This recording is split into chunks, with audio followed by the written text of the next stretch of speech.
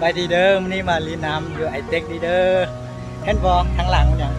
โคตรเท่เลยโอเคถ้าไม่ได้บ่เคยมาเข้าเซินมาได้เนาะโอเคเอาจักน้อยจะขี่มาทางนั้นมาเนาะโอเคจักน้อยติดท้ายให้เบิ้งโอเคตอนนี้หมู่ห้องข้าพเจ้ากำลังเริ่มแล้วเนาะเกียมกำลังจะลงมาแล้วถ้าครั้งแรกก็ตกใจโคตรตกใจเลยโอเคหมู่เริ่มมาแล้ว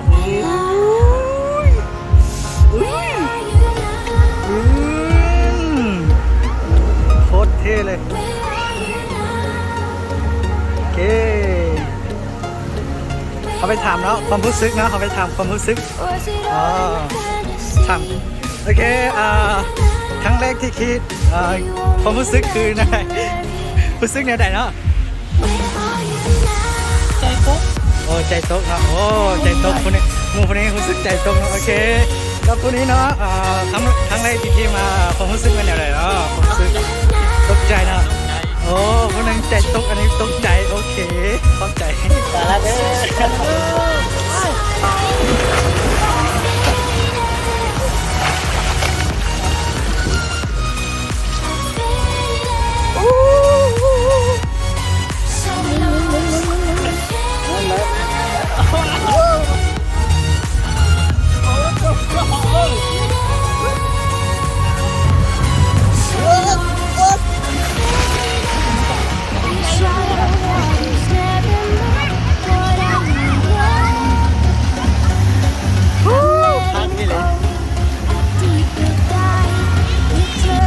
ได้น้ำทะเลเต็กเลย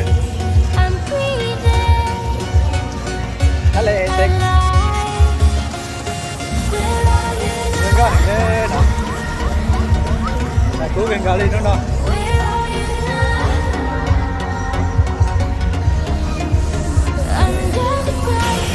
เดี๋ยวฉันก็เด็ด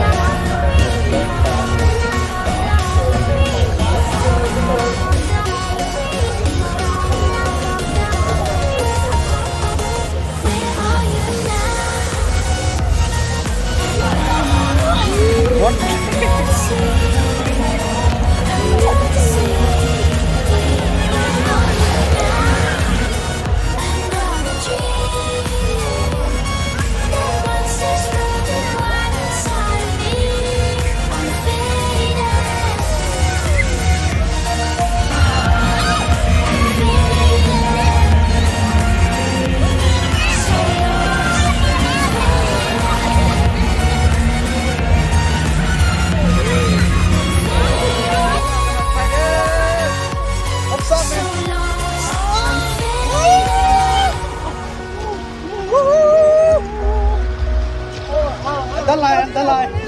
ว้าวว้าวว้าวว้าวว้าวว้าวว้าวโอ้โ